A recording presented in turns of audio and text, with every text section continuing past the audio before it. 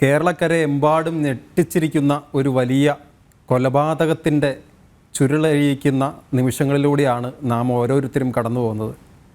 സിദ്ധാർത്ഥൻ എന്ന് പറയുന്ന ആ ചെറുപ്പക്കാരൻ അവൻ്റെ ഉന്നത വിദ്യാഭ്യാസത്തിന് വേണ്ടി ഒരു സാധാരണക്കാരനായ മാതാവിൻ്റെയും പിതാവിൻ്റെയും പുത്രനായ സിദ്ധാർത്ഥ് തിരുവനന്തപുരത്ത് നിന്ന് ചുരം കയറി വയനാട്ടിലേക്ക് ചെന്നത് അവൻ്റെ ഉന്നത വിദ്യാഭ്യാസം നല്ല രീതിയിൽ കൊണ്ടുപോയി അവൻ്റെ കുടുംബത്തിനെ നോക്കാൻ വേണ്ടിയാണ്.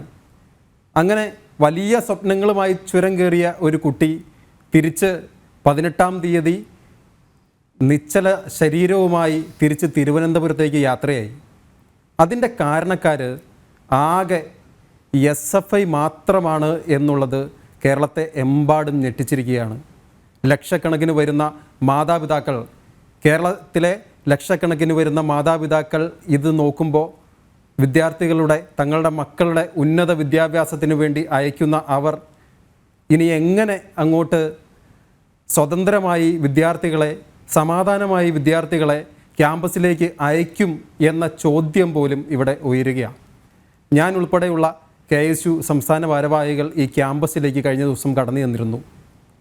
വലിയ ഞെട്ടിക്കുന്ന ഒരു അക്രമ പരമ്പരയ്ക്ക് നേതൃത്വം നൽകുന്ന ആളുകൾ അവിടെ തമ്പടിച്ച് നിൽക്കുക. 14-ാം തീയതി മുതൽ 18-ാം തീയതി വരെ സിദ്ധാർത്ഥ് എന്ന് പറയുന്ന ആ ചെറുപ്പക്കാരനെ ആ ക്യാമ്പസിലിട്ട് തലങ്ങും വിലങ്ങും ആക്രമിച്ചിട്ട് പോലും ഒന്ന് തിരിഞ്ഞു പോലും നോക്കാൻ ഒരു തരത്തിലും അനുവദിക്കാത്ത അവിടുത്തെ ഉദ്യോഗസ്ഥനായ ഡീൻ ഉൾപ്പെടെ ഈ വിഷയത്തിൽ കുറ്റക്കാരനാണ് എന്നുള്ളതാണ് ഞങ്ങൾക്ക് അവിടെ ചെന്നപ്പോൾ മനസ്സിലായത്.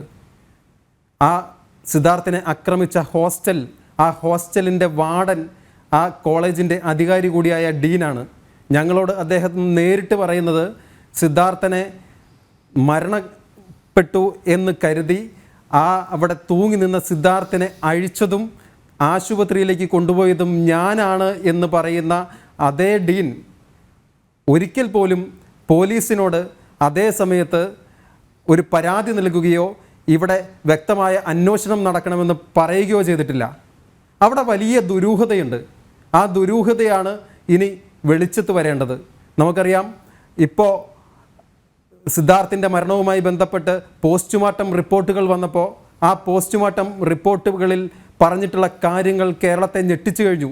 സിദ്ധാർത്ഥിൻ്റെ മുതുകിലും ചുമരിലും നെഞ്ചിലും വയറ്റിലും ഉൾപ്പെടെ SFIയുടെ പ്രവർത്തകർ, അവിടുത്തെ കൊടിമൂത്ത സഖാക്കൾ കയറി നിന്ന് താണ്ഡവമാടിയിട്ടും 3-4 ദിവസം തുടർച്ചയായി സിദ്ധാർത്ഥിനെ ഹോസ്റ്റലിൽ വെച്ച് ആക്രമിച്ചിട്ടും ഒന്ന് തിരിഞ്ഞു പോലും നോക്കാൻ തയ്യാറാവാത്ത ആ ഹോസ്റ്റലിൻ്റെ അധികാരി കൂടിയായ ഡീൻ ഈ വിഷയത്തിൽ കുറ്റക്കാരനാണ് എന്ന് പറയാൻ KSU ഈ നിമിഷത്തിൽ ആഗ്രഹിക്കുക. ഒരു നിമിഷം, എത്രയോ സഹപാഠികളുണ്ടല്ലേ.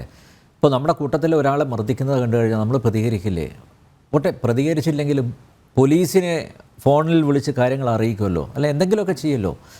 അപ്പോൾ അത്രമാത്രം ഇവർക്ക് കീഴ്പ്പെട്ട് നിൽക്കേണ്ടി വരുന്ന ഒരു അവസ്ഥ, അടിമകളെ പോലെ കഴിയേണ്ടി വരുന്ന അവസ്ഥ, അത് വിദ്യാർത്ഥികൾക്ക് മാത്രമല്ല.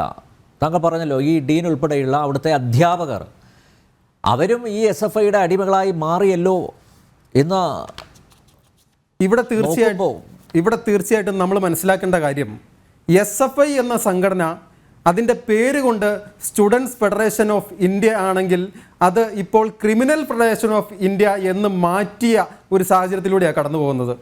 കേരളത്തിലെ വിവിധ ക്യാമ്പസുകൾ അവർ ഏകാധിപത്യത്തിൻ്റെ കൂത്തരങ്ങായി മാറ്റിക്കൊണ്ടിരിക്കുക. ആ ക്യാമ്പസുകളിലൊക്കെ കഴിഞ്ഞ കാലങ്ങളിൽ ഇടിമുറികൾ ഉണ്ടായിട്ടും ആ ഇടിമുറികളിൽ വെച്ച് വിദ്യാർത്ഥികളെ പരിക്കേൽപ്പിച്ചതിൻ്റെയും നിരവധിയായ കാര്യങ്ങൾ പുറത്തു വന്നിട്ടുണ്ട്. അതുപോലെ തന്നെ ഒരു ക്യാമ്പസാണ് ഈ പറയുന്ന വെറ്റിനറി പൂത്തോട് ക്യാമ്പസ്. ആ ക്യാമ്പസിലേക്ക് കടന്നു ചെല്ലുമ്പോൾ വിദ്യാർത്ഥികൾ ഉൾപ്പെടെ അവിടുത്തെ അധ്യാപകർ ഉൾപ്പെടെ ഈ പറയുന്ന SFI ക്രിമിനലുകളെ പേടിച്ചുകൊണ്ടാണ് മുന്നോട്ട് ഓരോ നിമിഷവും കടന്നു പോകുന്നത്. നിരവധി അധ്യാപകർ അവിടെ ഒരുപക്ഷെ സത്യം വിളിച്ചു പറയാൻ വെമ്പൽ കൊണ്ട് നിൽപ്പുണ്ട്.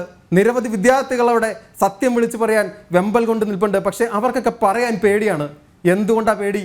SFI എന്ന ക്രിമിനൽ കൂട്ടം അവിടെ കഞ്ചാവിനും മയക്കുമരുന്നിനും ഒക്കെ അടിമപ്പെട്ട് അവിടെ ഹോസ്റ്റൽ മുറികൾ അവരുടെ താണ്ഡവ കേന്ദ്രമാക്കി എന്നുള്ളതാണ് കാരണം. ഇതിന് കൂടാണ്ട് ഈ വിദ്യാഭ്യാസം പൂർത്തിയാക്കി കടന്നു പോകുന്ന നിരവധിയായ SFIയുടെ ക്രിമിനലുകൾ വീണ്ടും ആ ക്യാമ്പസിലേക്ക് കടന്നു വരുന്നു. അവരാണ് ആ ഹോസ്റ്റലുകൾ നിയന്ത്രിക്കുന്നതും അത് ഭരിക്കുന്നതും. അത്തരത്തിലുള്ള ക്രിമിനലുകളാണ് സിദ്ധാർത്ഥിനെ ഉപദ്രവിച്ചിട്ടുള്ളത്. നമുക്കറിയാം, പോസ്റ്റ്മോർട്ടം റിപ്പോർട്ടുകളിൽ ഉൾപ്പെടെ 22-ാം തീയതി കോളേജ് മാനേജ്മെൻറ്റ് പുറത്തിറക്കിയ ഒരു റിപ്പോർട്ടുണ്ട്. ആ റിപ്പോർട്ടിൻ്റെ അടിസ്ഥാനത്തിൽ 12ഓളം വരുന്ന വിദ്യാർത്ഥികളെ സസ്പെൻഡ് ചെയ്യപ്പെട്ടതായി കണ്ടു. ആ 12 വിദ്യാർത്ഥികളും SFIയുടെ ഭാഗമാണ് എന്നുള്ളതാണ് ഇതിൽ ഞെട്ടിപ്പിക്കുന്ന കാര്യം. കോളേജ് യൂണിയൻ പ്രസിഡന്റ് ഉൾപ്പെടെ കോളേജിലെ SFIയുടെ യൂണിറ്റ് സെക്രട്ടറി ഉൾപ്പെടെ ഇതിൽ ആ സസ്പെൻഡ് ചെയ്യപ്പെട്ട വിദ്യാർത്ഥികളുണ്ടായിട്ടും ഇന്ന് അവിടെ കേസെടുത്ത് അവിടെ അന്വേഷണത്തിന് വിളിച്ചു വരുത്തിയ 6ഓളം വരുന്ന ആളുകളിൽ ഇവരാരും പെടുന്നില്ല.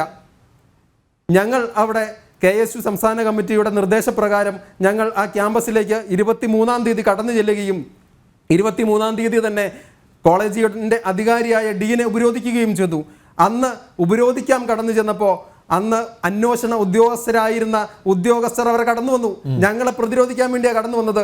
അന്ന് പ്രതിരോധിക്കാൻ വന്ന ആ പോലീസുകാരുടെ കൂട്ടത്തിൽ ആരൊക്കെ ഉണ്ടായിരുന്നു എന്ന് നിങ്ങളോട് പറയുമ്പോൾ ഈ കേരള സമൂഹം ഞെട്ടും.